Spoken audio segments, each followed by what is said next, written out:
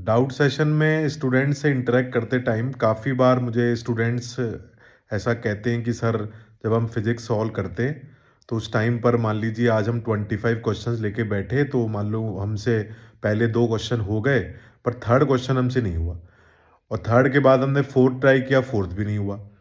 तो फिर उसके बाद हमारा मन नहीं करता है, और उसके बाद फिर हम करना ही छोड़ देते हैं, हम साइड में रख लेते हैं, कोई और सब्जेक्ट पढ़ना शुरू कर देते हैं। तो देखिए बेटा, ये बहुत गलत तरीका है कि अगर आप कभी भी थर्ड फोर्थ क्वेश्चन या फिफ्थ क्वेश्चन किसी भी क्वेश्चन पर अगर अटकते हैं, तो उसके बाद ऐसा नहीं कि आप एक तो उसमें बहुत ज़्यादा ही टाइम लगा दें, 15 मिनट, 20 मिनट, 25 मिनट उस क्वेश्चन के लिए बैठे, फिर भी वो सॉल्व नहीं हो रहा, उसी के पीछे लगे हुए।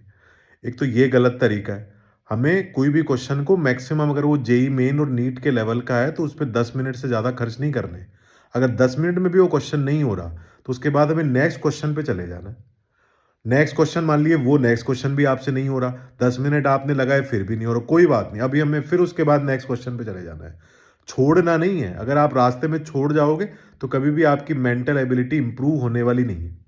मान लीजिए आप 25 क्वेश्चन कर रहे हैं, आप ऐसा करते करते जो आपने ट्राई किया, सेकंड किया, थर्ड किया, फोर्थ किया, लाइन से 4-5 क्वेश्चन आपसे नहीं निकले, फिर भी आपको लगे रहना है। उसके बाद 5 भी नहीं हुए तो सिक्स करना है, सेवन्थ करना है, एट्थ करना है।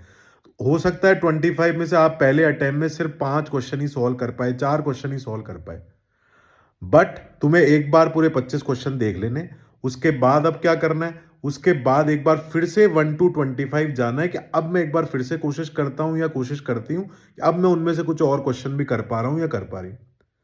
तो ऐसा कम से कम 2 बार अटेम्प्ट आप क्वेश्चंस को दीजिए। उसके बाद भी अगर आपसे क्वेश्चन नहीं सॉल्व होता, उसके बाद आप या तो डाउट्स में टीचर से डिस्कस कीजिए, या फिर सॉल्यूशन कहीं से देखिए, या फिर किसी और से समझिए। उसके बाद उस क्वेश्चन को समझिए कि कैसे उसको सॉल्व करना था।